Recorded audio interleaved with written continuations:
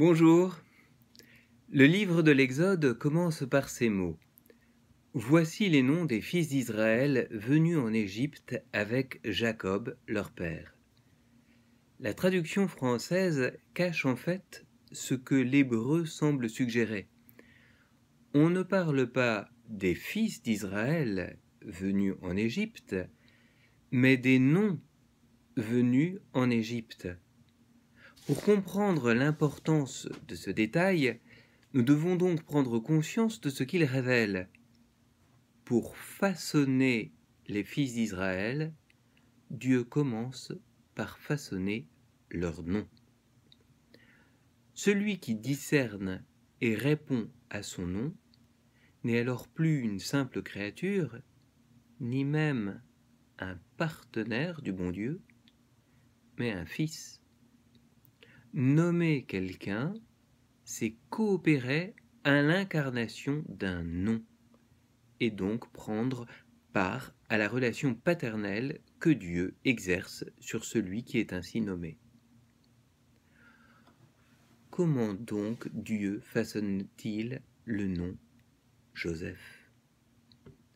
Je vous propose pour ce faire d'examiner les bénédictions que Jacob et Moïse appelèrent sur le patriarche Joseph.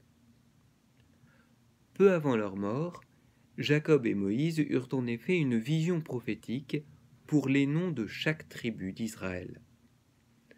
Notons que ce qui caractérise le plus leur vision prophétique sur Joseph, c'est l'insistance sur la bénédiction. Ainsi Jacob dit-il, « C'est une plante fertile que Joseph, une plante fertile près d'une source. Ses branches franchissent le mur, d'en haut bénédiction des cieux, bénédiction de l'abîme tout en bas, bénédiction des mamelles et du sein. Les bénédictions de ton père ont surpassé les bénédictions des montagnes antiques, le désir des collines éternelles, qu'elles viennent sur la tête de Joseph, sur la chevelure du consacré parmi ses frères. » Et Moïse confirme, « Son pays est béni du Seigneur, à lui le meilleur don du ciel, la rosée et l'abîme qui se creuse dans les profondeurs, les meilleurs produits du soleil et les meilleurs fruits de la lune, les dons excellents des antiques montagnes et les dons des meilleurs des collines éternelles, la meilleure part de ce qui remplit le pays. » De fait, le patriarche Joseph attire la bénédiction sur tout ce qu'il touche. Ainsi en va-t-il des propriétés de Potiphar, de l'Égypte entière, mais encore du nord d'Israël, où ses ossements seront enfouis. Au plan spirituel, Joseph n'attire pas moins la bénédiction.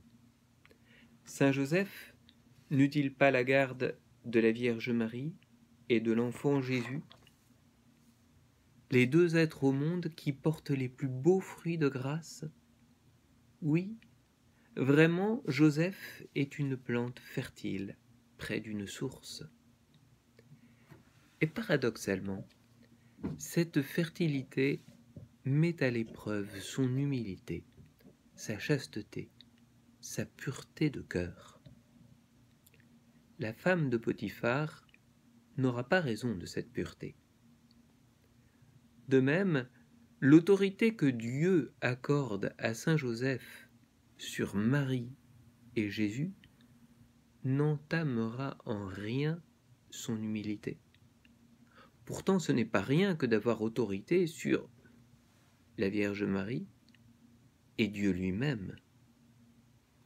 Nous pensons ici à ce que saint Paul dira. Je sais vivre de peu, je sais aussi être dans l'abondance.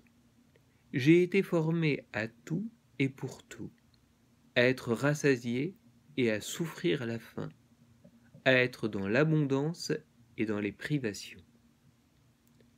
Joseph ne regarde pas la bénédiction dont il est l'objet comme un droit d'échapper aux adversités. Humblement, il prend l'exil au moment même où cela lui est demandé.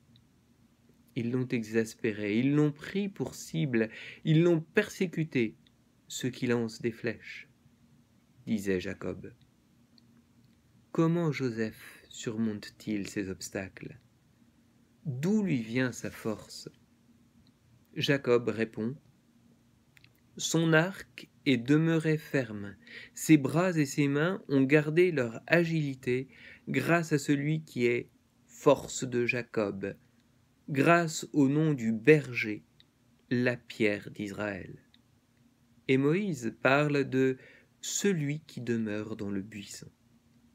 Tous ces noms, force de Jacob, berger, pierre d'Israël et celui qui demeure dans le buisson, nous font immanquablement penser à Jésus. Joseph tire sa force de celui-là même qu'il est chargé de protéger.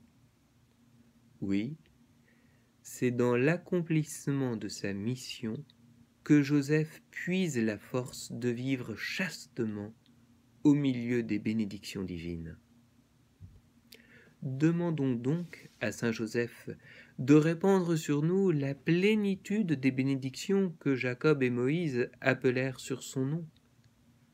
Alors nous pourrons répondre humblement au nom glorieux par lequel Dieu appelle chacun d'entre nous.